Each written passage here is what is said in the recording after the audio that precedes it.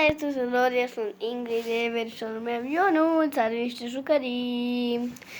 Da, dar eu o să-l... Adică, stați un pic.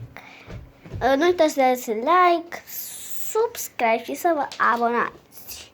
Adică Nu, coco-like! Da, coco-like. Da, o să las pe Ionuț să se antreneze. Ia uitați câte jucării are aici, câte chestioare. Da, sunt frumoase. și un pol și este și un portal din Nether, dacă vreți să știți. Ăsta? Da, este ăsta. Ia uitați, portalul doar așa a reușit să-l facă. Dar este greu de făcut, mai ales în Minecraft. Da, foarte greu. Și haideți să vă arăt ceva. Ia uitați ce am eu aici. Un slime care l-ați mai văzut? Poftim? Un slime care l-ați mai văzut. Da, dar nu l-au văzut cum l-am amestecat. Fiindcă s-a oprit un pic filmarea, n-am mai putut face nimic.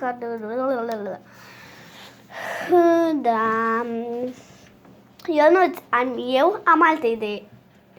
Noi o să facem asta până când repezi tu. Eu o să fac balada mudei.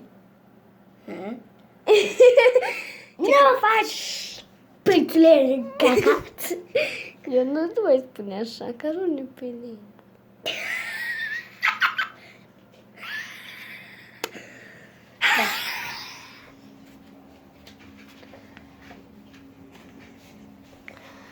Haide să mergem la bunica.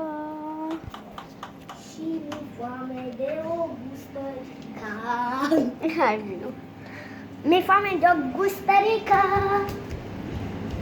Mi foame de o gustărică.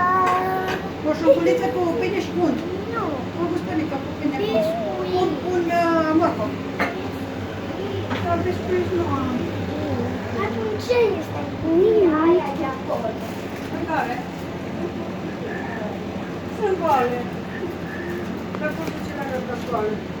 Îți dau un castroleu? Dar pe tot. Amândoi. Pentru amândoi. Rău. Unu? Ia funga cu totul. Nu, lasă, ne-am văzut. Dacă se aude așa, înseamnă că face bunica. Că noi facem un video. Da, abandon. Nu mai continuăm video acum. Că mai vreau să mă mai uit la desene și să mănânc. Ok, acesta a fost și videoclipul. Nu uitați să dați un like, să vă abonați. O să mai facem. Da, mai târziu. Da.